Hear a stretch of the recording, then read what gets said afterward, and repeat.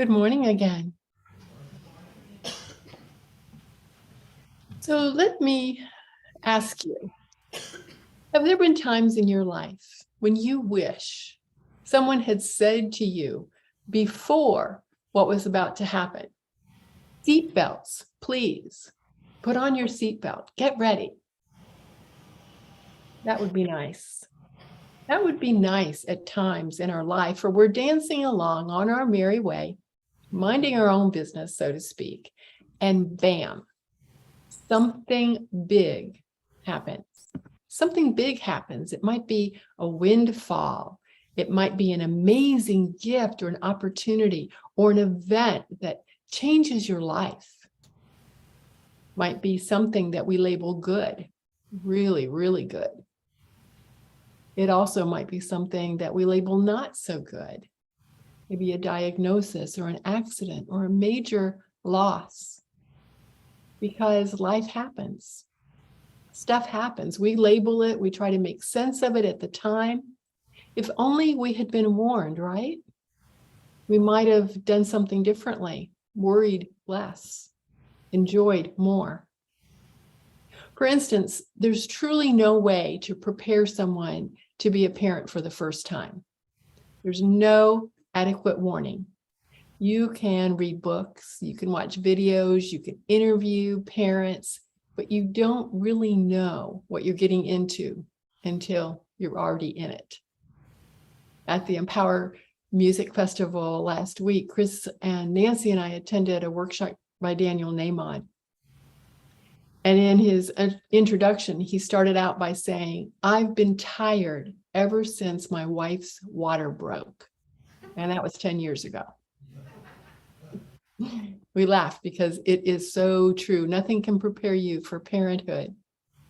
Or we might see pictures of somewhere that we're going to visit, and we're awed by the beauty in the pictures.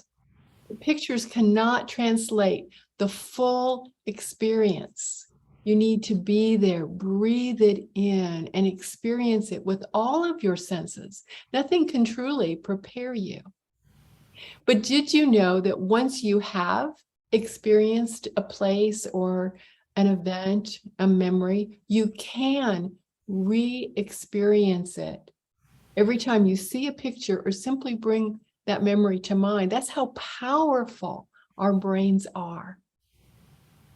And sometimes when we set our intention thinking we are putting on our seatbelts, the universe, with its quirky sense of humor, says, "Really? Do you mean that? We'll see about that." So I'm going to tell you a story of something that occurred last week. And I'll begin first by describing a labyrinth, what a labyrinth is. Now, I know many of you have experienced labyrinths or you have seen them. The history of the labyrinth goes back at least 3,500 years and probably much, much older. Labyrinths appeared on most inhabited continents in prehistory, with examples from North and South America, Africa, Asia, and across Europe, from the Mediterranean to Scandinavia. The labyrinth symbol was incorporated into the floors of the great Gothic pilgrimage cathedrals of France in the 12th and the 13th century. The most famous design is the example in the nave floor of the Cathedral of Notre Dame de Chartres outside of Paris. This labyrinth was built around the year 1200. So it's now 1,000 years old. So a labyrinth is a design. It's a design that is created for you to walk the pattern physically, to walk the pattern. It's not a maze, it's a pathway.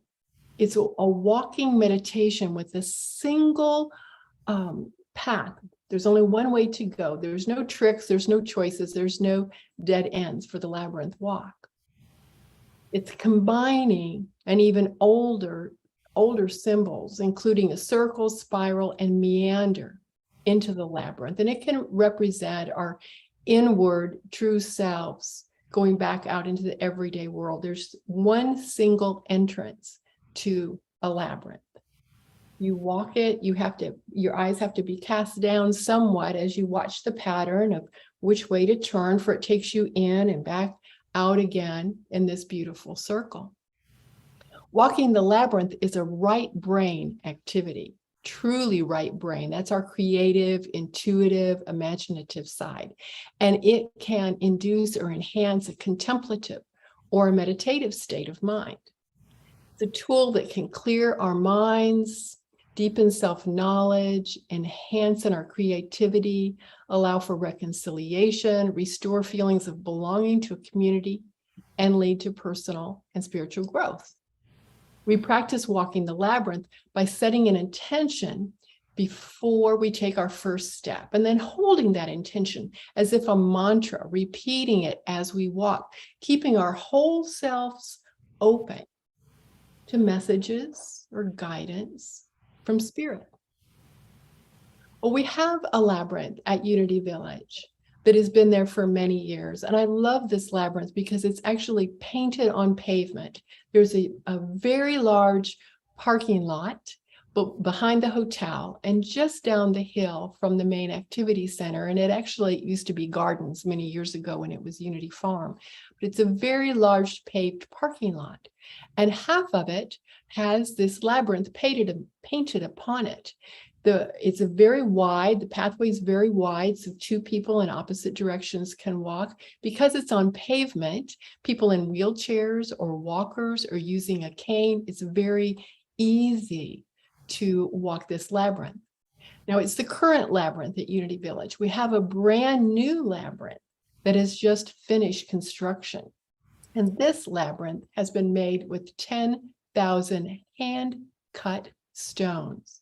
And it is beautiful. We were not quite ready. They were not quite ready to allow us to walk on it. It needs to be sealed. So right now, we're using the current labyrinth. So a lot of changes have taken place since Denny and I lived on campus there when I was a student. The trails that we would walk almost every day are now part of the official trail system. It's now called Carl L. Cheney Nature Trail. And along the walk, there's workout stations and benches, things that didn't used to be there. Lots of people use this trail now. Lots of locals use this trail, wherein in my day, I could walk the trail and never see another person. Or maybe I saw another student or someone that worked at Unity Village. There were very few locals that even knew about these beautiful trails. So that part has changed a lot. The parking lot for how you get to this trail is the parking lot next to the labyrinth. So here's the parking lot, here's the labyrinth, and then behind the labyrinth is the entrance to these trails. So I mentioned lots and lots of people are now using these trails, and I decided to walk the labyrinth on a Saturday morning, a cool Saturday morning. So it was very busy down there. And as I made my way down to the steps to the labyrinth, I noticed that people were parking their cars, dressed in hiking gear, lots of people, groups of people, and then they would cut across the labyrinth to get to the hiking trail.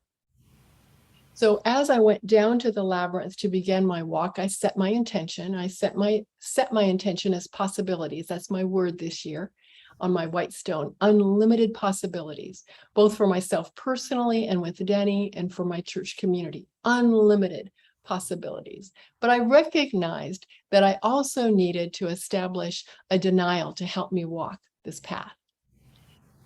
That I needed to set the statement in my mind that nothing on the outside of me, no sounds, no activity could have power over the peace of my being. Nothing could influence the peace of my being. Nothing could disturb me. So I set that intention as well as I began to walk the labyrinth. And I was the only one out there that morning walking the labyrinth. I was not going to allow the cars driving in, not the car doors slamming, people talking, nothing. Now, the universe sometimes does have a quirky sense of humor. And the universe said, oh yeah, let's see about that. Are you serious? Nothing is going to affect your sense of peace. So I'm walking the labyrinth, car arrives, two women get out of their car and they're chatting among themselves. Now, did I mention that I consider the labyrinth like sacred ground? This is a meditative place. I'm the only one out there slowly making my way around the maze, trying to remain in the space of unlimited possibilities. Nothing can disturb my peace. And they're chatting among themselves and totally oblivious to me and what I'm doing, which is, of course, okay, until I raised my eyes and had to stop abruptly, or they would have run into me. I'm the only person on the labyrinth, and these two people were actually going to run into me if I hadn't stopped. Now, that became very quickly kind of a WTF moment for me. I was shocked. Did that just happen? Who would do that? Do you ever find yourself asking those questions sometimes? Who would do that? What just happened? And then I took a breath and I returned to that same space of nothing outside of me is going to have any power over my sense of peace. Nothing can disturb my peace of mind. I continue walking the labyrinth. Cars arrive. People go to the path. Car arrives. A woman gets out wearing running shorts. She stretches. I'm walking the labyrinth in, back out again. And this individual decided to use the inside circle of the labyrinth as her running track. Okay. Again, stopped and shocked. It's as if the universe was like playing with me and lobbing balls at me and me saying, okay, I'm serious about this. I'm absolutely serious about this. Nothing is going to affect my peace of mind. And I had to laugh. That was the only thing that I could do in that morning, is just laugh and relax into it and allow myself to return to that place. It reminded me of the song by Karen Taylor Good. It's called What I Need. I prayed for strength and I got pain that made me strong. I prayed for courage and I got fear to overcome. I prayed for faith and my empty heart brought me to my knees. I don't always get what I want. I get what I need. Turning within, seeking our peace-filled space of nature, the essence of who we are, turning within and remembering we have that space of calm, that space of peace within us. That is our seatbelt. That is our safety belt, returning again and again to the truth of our being, our divine nature, our Christ consciousness. That is the essence of the story of Jesus and Martha and Mary. The very well-known Bible story. It comes from both the Gospels of Luke and John. Now, Mary and Martha are sisters who lived together with their brother Lazarus. They lived in Bethany, a small town in Judea near Jerusalem, and they were faithful followers of Jesus, and Jesus loved them very much. They've opened their home to Jesus as he travels with his disciples. Now, remember, Jesus and his followers traveled on dusty roads, long distances, in sandals, moving slowly across the landscape. The dust clung to their feet, to the bottom of their garments. They carried very little with them, relying on others along the way. Well, Martha is taking this all very, very seriously. And she's preparing food, cooking, cleaning, making ready for her guests. Things have to be perfect. Well, her sister Mary keeps going to the window to see if they're here yet, maybe even going out to the road and looking down the road. And while she's there, she notices some pretty flowers and picks them and puts them in a cup. Now, I know you won't find all this in scripture. This is my own enhanced version of the story. Although it's not stated, my impression is that Mary is perhaps the youngest of the three. So after Jesus and his followers arrive, Martha hurries to ensure the preparations and finds herself distracted by her many tasks. Mary simply sits at the feet of Jesus and listens to the wisdom of the Christ. Now, Mary and Martha are sisters with two incredibly different focuses. So while Mary soaks in the moments with Jesus, Martha can't get past the cooking and cleaning and tending to her guest, as any good host would do, right? Do you know a Martha? Of course you do. There have been times in your life, maybe even now, that you express the Martha. We all have that part of us, a part that wants to do, to keep busy, perhaps so that we don't have to feel sometimes. We like having tasks to do that we can check off our to-do list. It feeds our need to be productive, as if that's the goal in life. And Martha gets stuff done. I mean, we love our Marthas. They get stuff done. We also know a Mary. We all have a Mary within us also, that part of us that slows down, enjoys the moment, appreciates the simplest of blessings. So in this story, Martha quickly becomes frustrated with all the work she's doing and complains. She complains to Jesus. She says, "Lord, don't you care that my sister has left me to do all the work by myself? Tell her to help me." And Jesus replies, "Martha, Martha, you have worried and upset yourself about many things, but only one thing is needed.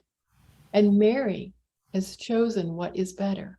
In some versions, it says the better path, and it will not be taken from her. Jesus is saying, in all things, stop. Turn to me, sit at my feet, listen to my message of love. I am your rock. I am the way, the truth, and the life. And what we would also convey in unity, as you turn to the Christ and center yourself, you are turning to your Christ center, your true nature, and you ground yourself, the rock of the Christ. The truth, the wisdom, the love of the Christ is within you, expressed as you, available always. Our seatbelt, our safety, is the awareness of our Christ nature, of our Christ consciousness, of our soul resting in God. The awareness of the great I am, that God the good, all that is, divine everything, universal intelligence, that is contained within each of us. This is our awareness. This is our saving grace. This is our port in every storm. This is our soft place to fall, and we all fall at times. This is the respite that we all desire, the heaven that we seek, the still small voice within each of us. This awareness keeps us safe from falling into the distractions of our physical world or losing our balance along the way. It brings us back to center, and it is available in a moment's notice, closer than our hands and feet, more intimate than our breath. Breathe that in. Closer than our hands and feet, more intimate than our breath. What do you use to reach, to touch, to access, to rely upon as your seatbelt? I have quite a list here. And Carolyn has made a handout for you so that you don't have to try to remember or take notes on this. What might you use as your safety belt, as your grounding tool? It might be reading the daily word every day or some other inspirational reading, perhaps the Bible. Might be meditation. I hope it's meditation. Time in nature, being outside, moving, walks, being on or near the water. Filling your entire being with negative ions, which sounds negative, but are actually good for our body. So here's a bit of science. Negative ions are odorless, tasteless, and invisible molecules that we inhale in abundance in certain environments. Settings such as mountains and woods, like where Denny and I live, waterfalls, beaches, all natural bodies of water. And you can create your own source of negative ions by placing a water feature in your home or in your garden. And once these negative ions reach our bloodstream, they're believed to produce the biochemical reactions that increase levels of the mood-lifting chemical serotonin, helping to alleviate depression, relieve stress, boost our energy, and increase our ability for our bodies to defend itself from illness. And we've known about negative ions for over 100 years. Another practice might be to listen to soothing or moving music. Dance with it, move with it, sing with it. Last week, I drove to Unity Village from Hot Springs for the festival, about a 7 to 8 hour drive, up and back. And I have in my possession every CD that Empower Music, which used to be called Eye to Eye, have ever produced. So I took those with me. So while making these long drives, I laughed out loud to Greg Tamblyn. I sang along at the top of my lungs with Faith Rivera and Karen Drucker. And I cried to Karen Taylor Good and David Roth. I mean it. I did some ugly crying. Why? Because I was alone in the car with lots of time on my hands and had the freedom to release all that I'd stuffed over the days and months and years, prompted by wonderful, inspiring, and moving music. We all do that. We all stuff. We stuff and minimize and we dismiss. We think we've healed something in full. And music can move us to release it at a deeper level when we give ourselves the time and the space and the willingness to open our hearts to be moved to release things that we no longer need. What else might you use for your seatbelt? Journaling. It's a wonderful tool. Gratitude journal or other journaling. Reading, lighting a candle or several candles. Watching a sunrise, taking in a sunset. Going out to look at the moon in all of its phases. Gardening, getting your hands in the dirt. Earthing, that's walking barefoot or laying on the grass or sand to feel the earth beneath you. Placing flowers or a plant in your home. Painting, swimming, playing music, anything and everything creative. Going outside to be in the rain. Exercise of every sort, eating a healthy diet, getting enough sleep, drinking plenty of water, being around positive people, people who love us and remind us of our goodness, who are our cheerleaders and applaud us when we succeed in something and hold our hands when we don't. Perhaps you heard something on this list that you do a lot or occasionally. Perhaps this has prompted you to tell yourself, I'm making a commitment to do that more or to add something new to you. You can pick up a handout on your way out this morning. Whatever you're doing for your self-care, make a commitment today to do it more often, more consistently, knowing you cannot give away what you do not already have. We cannot love our neighbor truly until we love ourselves. And that means taking care of ourselves, of our mental health, of our physical health, of our spiritual health. Grounding ourselves in all of these ways support us in experiencing this dance we call life. These are the ways we live our lives with meaning, expressing the fullness of who we are, remembering to be a Mary when we find ourselves being a Martha, and honoring our Martha-ness also. We're going to need our seatbelts for this fall and for all the amazing opportunities for spiritual growth. In October, we have 5 different Sunday speakers scheduled, each sharing their beautiful messages with you. I take the month of October off, giving me and my husband Denny time to enjoy our surroundings and travel. We need that. And it saves the church money for my salary, so it's a win-win.